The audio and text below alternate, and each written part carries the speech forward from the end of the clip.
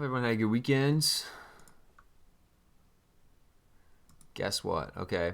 I'm gonna guess that you you were just eating lunch and you tried to you had some French fries, right? And so you were using the ketchup from your fridge, and it was kind of like stuck at the bottom, and so you were like hitting it to try to get the ketchup to come out, but then like all of a sudden then it kind of like came out all at once and then like got on your shirt, and now you have ketchup on your shirt. That's what I guess. What do you think?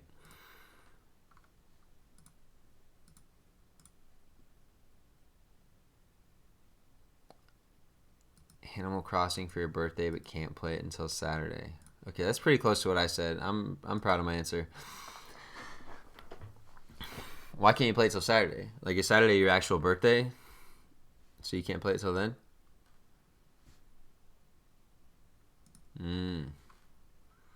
That's tough, but that's exciting. All right, that's awesome.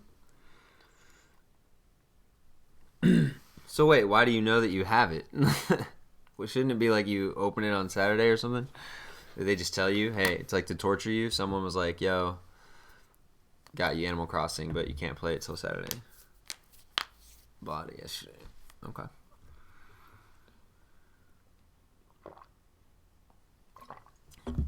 It's tough. Are you gonna be able to control yourself until Saturday?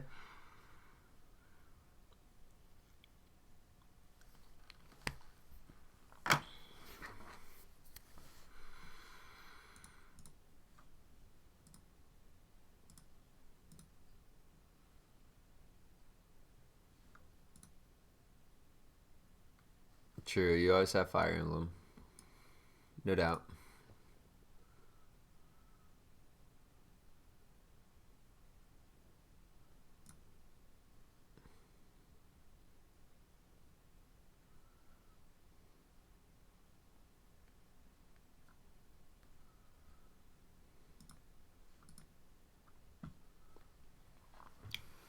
Okay.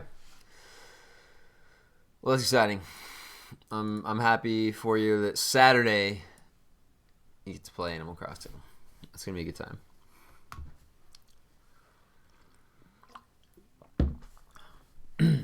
All right. So let's go through here. We have 2 lessons left.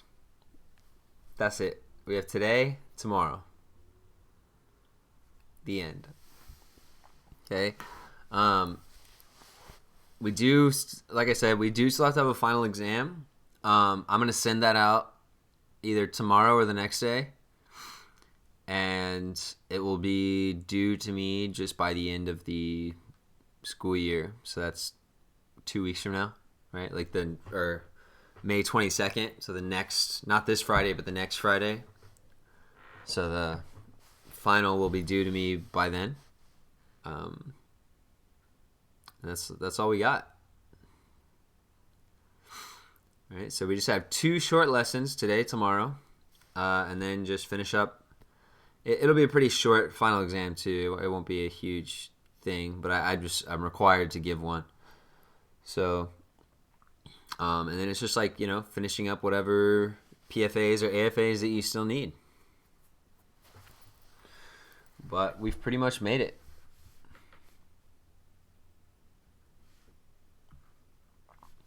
So let's go ahead and stroll through this. Number 1, find the determinants of the matrix. Okay, so we have matrix E. I want the determinant. So remember, we can either write it like this, where it has like the absolute value looking symbols, or we can write DET of E. Either way, it doesn't matter. But for a 2x2 matrix, the determinant is pretty easy to calculate. So we just first look at the main diagonal, so 6 times -2. And then minus the other diagonal, so minus 3 times -10. So negative 12 minus negative 30, so negative 12 plus 30.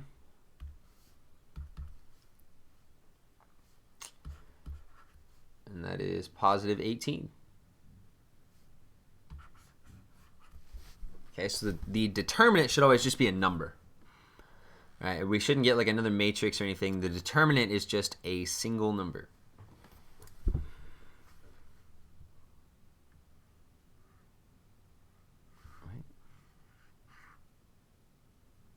Number 2, if possible, use the determinant to find the inverse.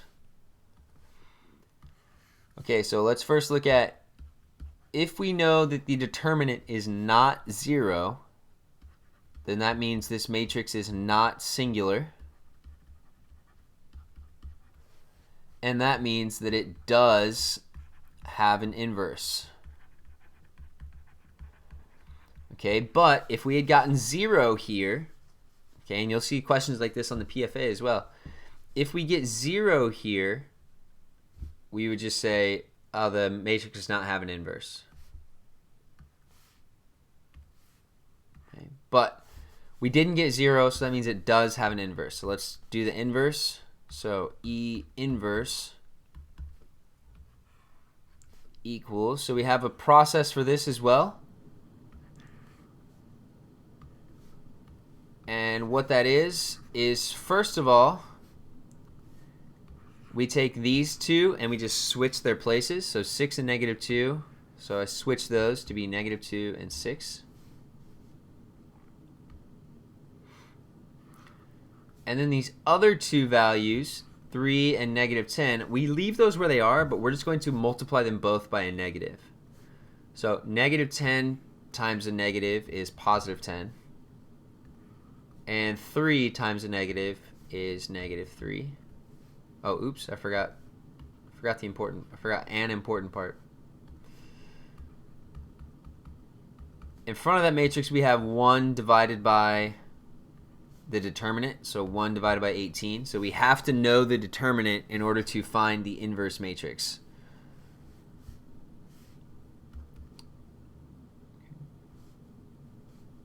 And then we just multiply through. So negative 2 over 18, 10 over 18, negative 3 over 18, 6 over 18.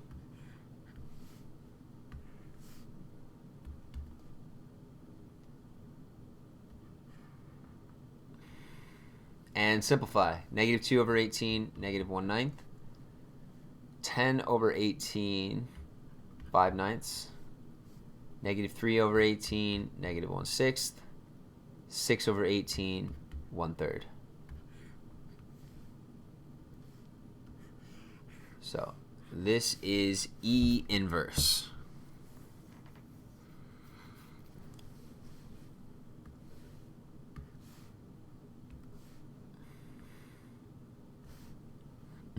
All right, so both of those things were from our class on Friday on how to find the 2x2 determinant and how to find the inverse. All right, it's a pretty simple process as long as you can just memorize the steps. It's not very intensive. And remember, what does it mean to be an inverse? Well, that means if we did matrix multiplication, E times E inverse, we would end up with the identity matrix, I2. Or if we did it the other way, E inverse times E, we would also end up with the identity matrix. Right, that's what the whole point of it being an inverse is.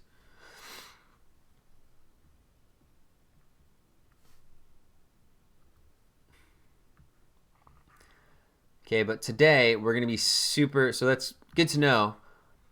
We're going to need to use this how to find a 2x2 determinant a lot today.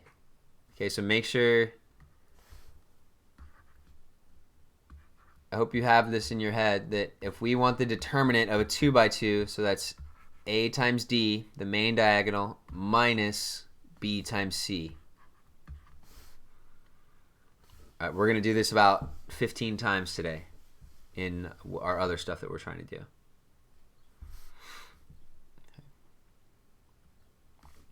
So we're going to bump it up to now find the determinant of a 3 by 3. All right. A 3 by 3 determinant.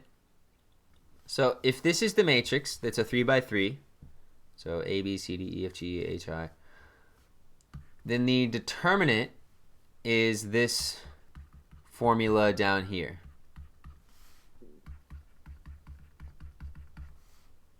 Okay, remember, these like vertical bars mean determinant. So the determinant of a 3 by 3 is all of this nonsense. Now, what the heck is this?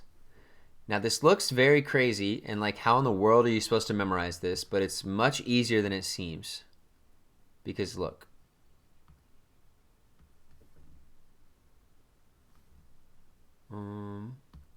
Actually, here, let me use this.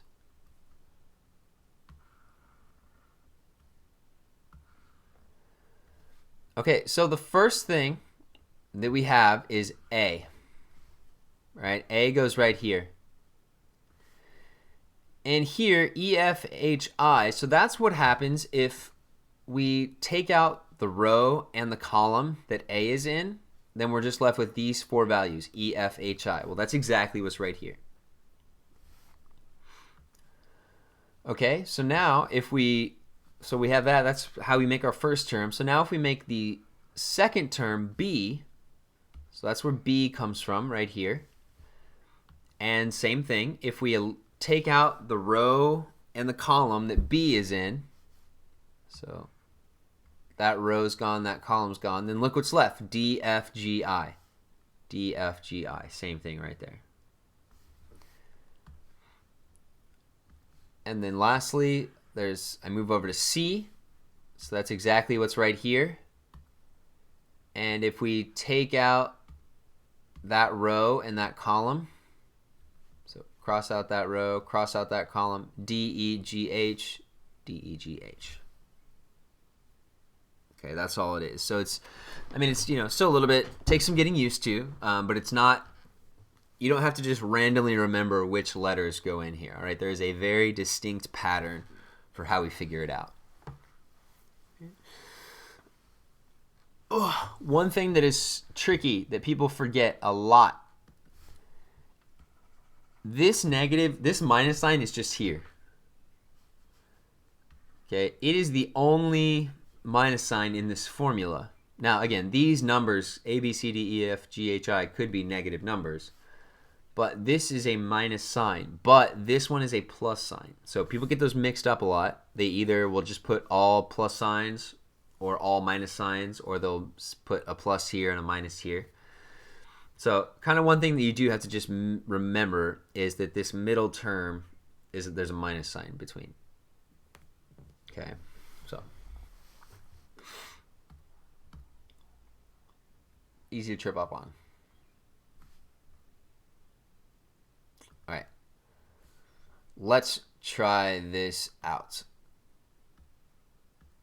So find the determinant. Is the matrix singular? Does it have an inverse? All right, so first up, we are going to look at 2. All right, so the determinant of R equals, so we start with 2. And remember, so let's imagine if we crossed out that column and crossed out that row. So look at these 4 values that are left, 0, -1, 4, 5. Okay, now move over to the next. So minus -3, because again, the formula just has a minus sign here. But then since this is -3, so minus -3, and now look at the 4 numbers that are left. If I imagine I cross those out, so 2, -1, 1, 5. And then lastly, if I cross out that last row and column, 2, 0, 1, 4.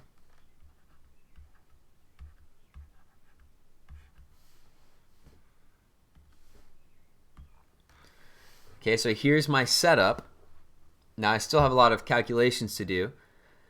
These things that are inside of these bars here, these are just 2 by 2 determinants. So this is what I said from the warm-up, right? We have to know, in order to find a 2 by 2 determinant, we have to do this. A times D minus B times C. Oops. All right, so 0 times 5 is 0. Minus 4 times negative 1 is negative 4. So minus negative 4. Minus negative 3, so I'm going to turn that into plus 3. 2 times 5 is 10. Minus 1 times negative 1 is negative 1.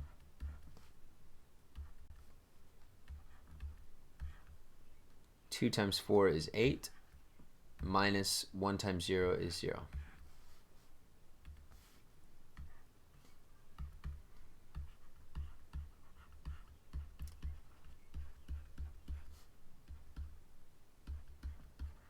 Okay, doing a little bit of simplifying then. Minus negative 4 would create 4. Minus negative 1 would make 11. 8 minus 0 is 8. Okay, now multiply 2 times 4 is 8. 3 times 11 is 33. 1 times 8 is 8.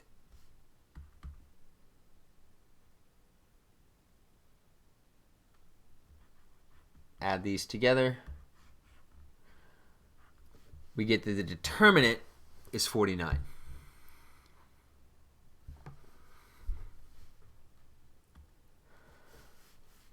Okay, now the question didn't just ask for the determinant.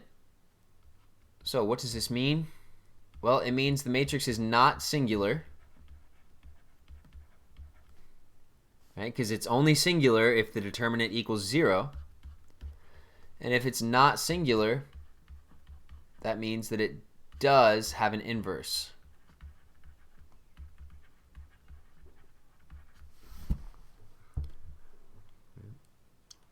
We won't find the inverse of 3 by 3 determinants. It gets a lot more complicated. So the 2 by 2 formula for inverses is pretty simple. So we'll just stick to working on that.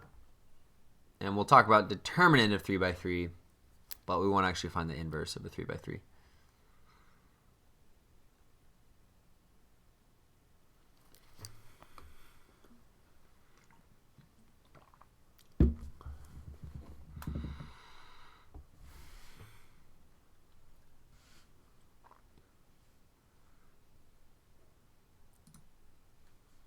Okay, let's try another one.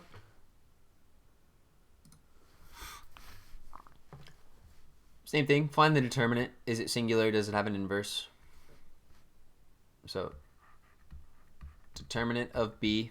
Again, the notation doesn't matter. We can write det of B, or we can write the vertical lines. It doesn't matter. Okay, so start with 0. Well, that's easy. But I'll still go through the process just for practice sake. So again, consider crossing out that column, crossing out that row. So we'd have -2, 1, 2, -1. Okay, minus, because that's the formula says that a minus comes on that middle term. 2. Cross out that row and column. So 3, 1, 3, -1.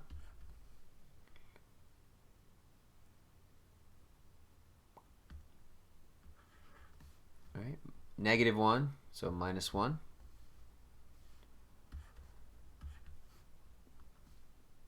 Imagine crossing out that row in that column. 3, -2, 3, 2.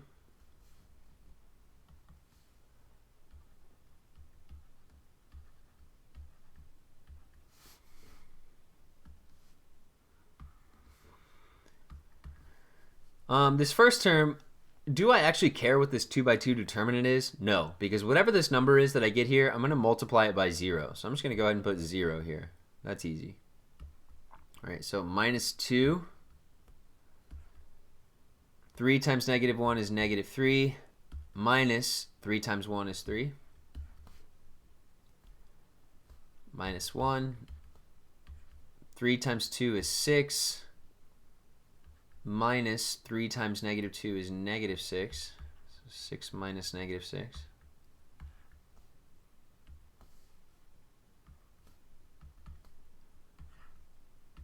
Okay. Now just simplify. Negative 3 minus 3, negative 6. Minus 1 time, I don't need to write 1 times. 6 minus negative 6 is 12. So, negative 2 times negative 6 would be positive 12. So 12 minus 12, 0.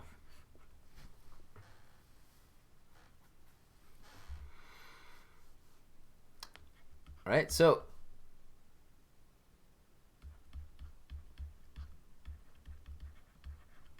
since the determinant is 0, that means that it is singular. And more importantly, that means that it does not have an inverse.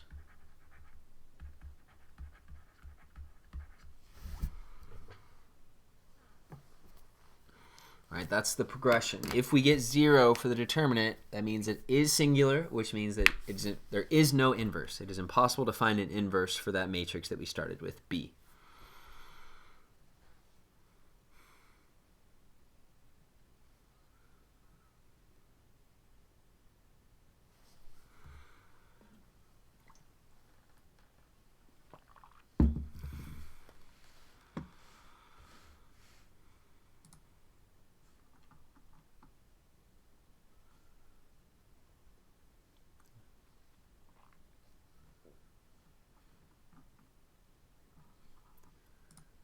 Is there another one? Yeah, okay, let's do one more. Same process, just practicing that pattern. Okay, so W, great. Determinant of W. So look at the first number, 1. If you need to draw lines, great, draw lines. If you don't, great, don't. I like drawing the lines, at least on here, just to show you. It's easier to see. Okay, yeah, these are the only 4 that's left. So negative 1, negative 3, 3, 1. Minus, because the formula is minus. Right now we're looking at this, the 3. So cross out that column. There should only be 4 numbers left that we can see. Negative 3, negative 3, 2, 1.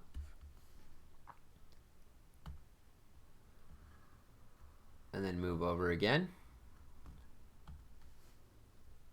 So plus 2, because 2 is the number that's up here. Negative 3, negative 1, 2, 3.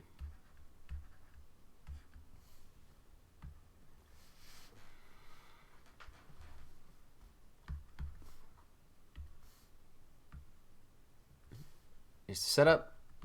Now let's just calculate a bunch of 2 by 2 determinants. I don't need it. Multiplying by 1, I don't need to write that. That's a waste of my electronic ink. So negative 1 times 1 is negative 1. Minus 3 times negative 3 is negative 9. So minus negative would turn into plus 9.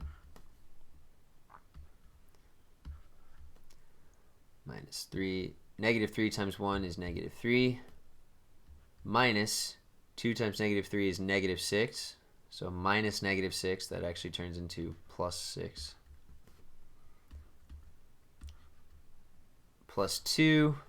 Negative 3 times 3 is negative 9. Minus 2 times negative 1 is negative 2. So that would turn into plus 2. So 8 minus 3 times 3 plus 2 times negative 7. So 8 minus 9 minus 14.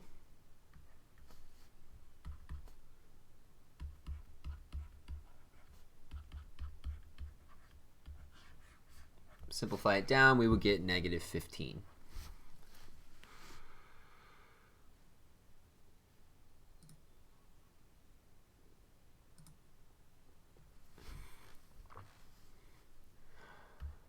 Now, what does this mean? It is not singular. It's only singular if we get a determinant of 0. So if it's not singular, that means that it does have an inverse.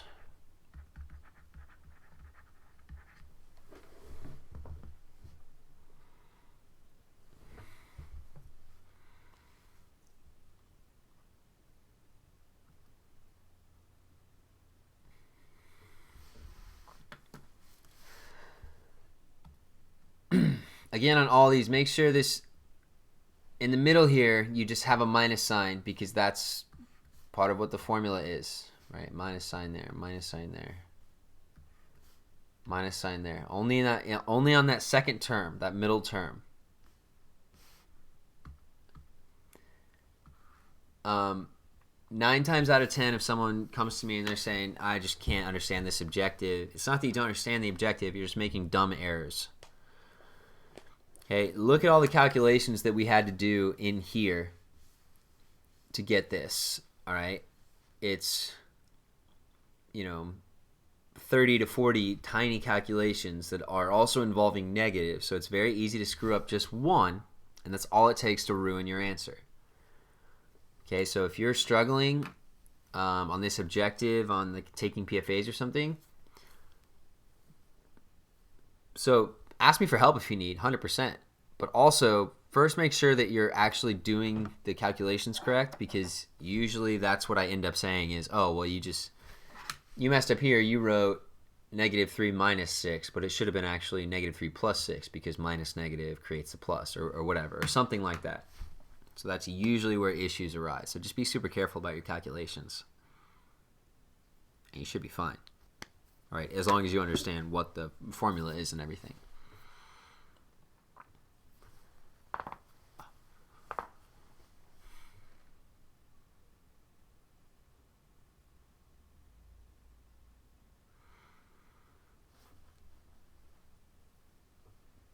Okay.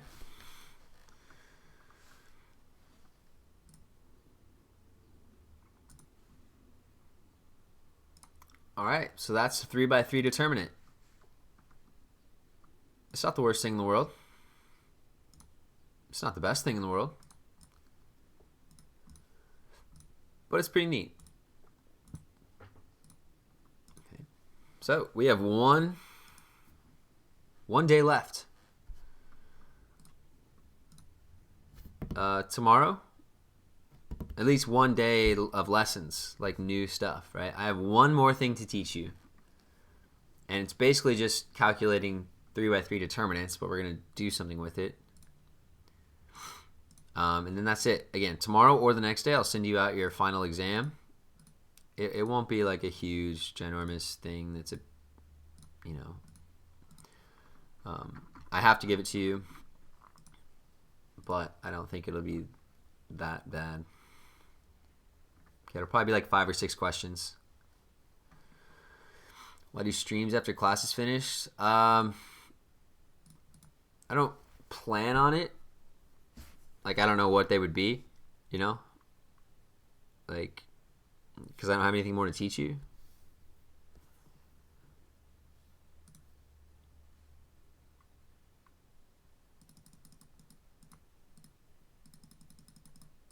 I mean, I can. If you have a good, if you know what I should do, then yeah, sure. Any news about dual credit for MCC? It's still good to go. It's normal. If whatever grade you get, that's going to be your grade, and you're going to get the dual credit, and it's all normal. So yeah, if you were signed up for dual credit, then as long as you paid and everything, and you're good on the logistical side, then you're still going to get your dual credit if you pass. I'm currently making the final exam.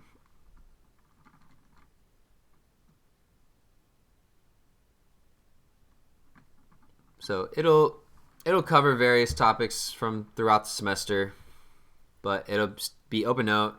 You'll have like almost 2 weeks to work on it, and it won't be that long. I just have to give you something. I emailed them and asked them, and they're like, "Yeah, we still want them to do a final exam." I was like, "All right," which I mean, I get it. They're a college institution. You could probably do a Connect. You just wanted to play Connect 4. We'll still play Connect 4 sometime. I'll let you know if we're gonna do some games.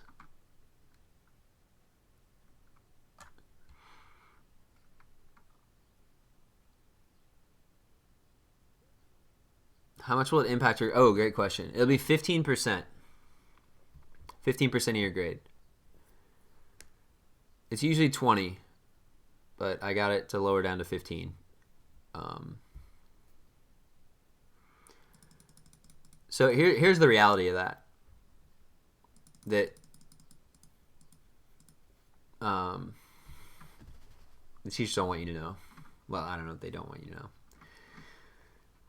Even when a final exam, so when you hear that a final exam has 15% or 20% worth of your grade, wow, it sounds huge, right? It's like a big deal. It's really not that huge of a deal. So here's when it can be a big deal. So those final exams in this class or in other classes that you take in college can be a big deal if you need to shift your grade like 1 to 2%, say, like, I really need to get that 89 to a 90 or like 88 to a 90. Okay, then maybe the final exam is like a really big deal to you. But other than that, unless you have a really low grade in the class overall and then you knock the final exam out of the park, like do amazing, then it'll help, pull your grade up a lot. Or if you're on the flip side, if you have a really good grade in the class already and then you just bomb the final exam and get, an atrocious score, then that'll lower it from what it was. But otherwise, the majority of people after a final exam pretty typically end up with like pretty much still the same score that where they started at, maybe plus or minus 2 or 3%. Right? It makes it sound like such a big deal of like, oh my gosh, 20% of my grade on this final exam, and it is a big deal, but it's not like it doesn't really usually affect people that much, unless you either do extremely amazing and you had a lower grade, or if you had a great grade and then just absolutely did atrocious. Do we still get the 0.5 points for corrections? Not on the final exam. Final exam, you do not have opportunity for corrections.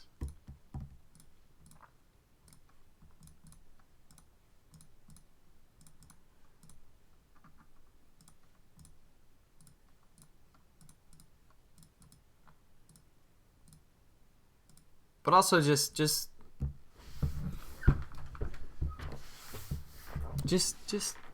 trust in me that I'm not throwing you guys a crazy difficult out of this park final exam. And just trust in me that when I grade this, I'm taking into consideration everything that's been happening. Okay, just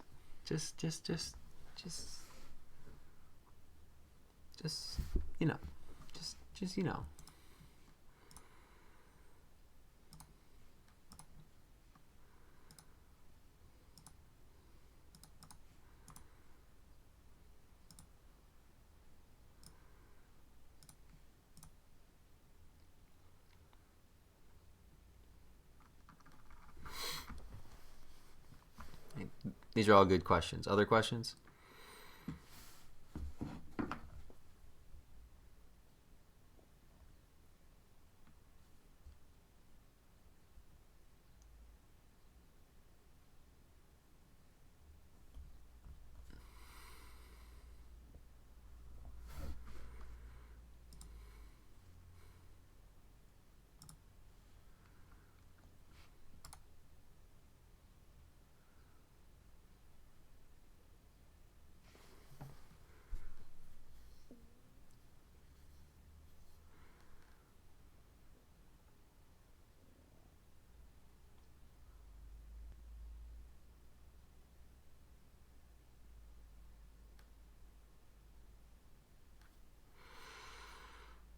Anything else?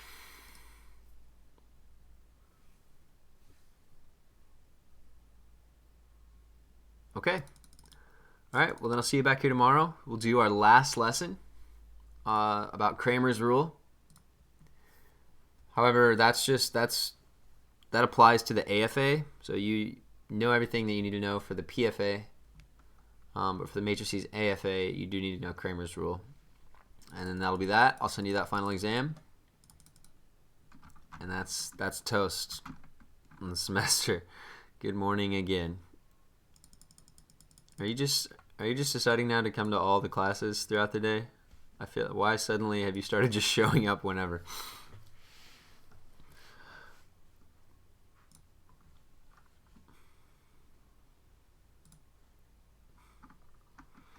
All right, well, we got math analysis next. Actually, you could teach math analysis next block. We're doing derivatives using the limit definition, calculating derivatives by using limits. Easy.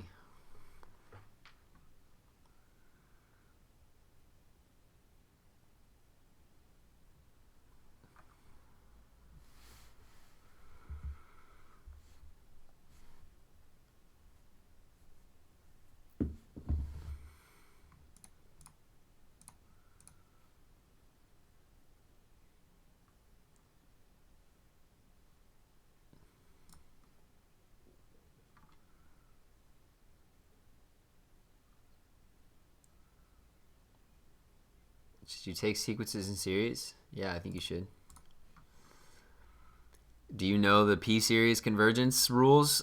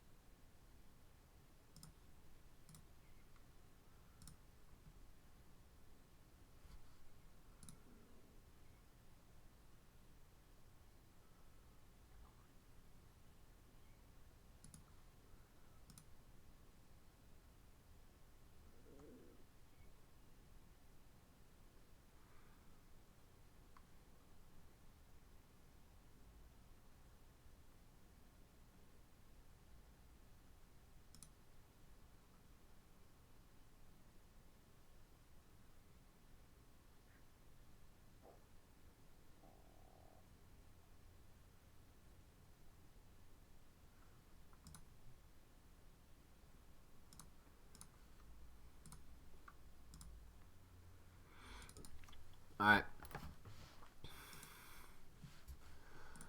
Well, I'll see you guys tomorrow. Have a great rest of your day. Good luck on whatever you're doing.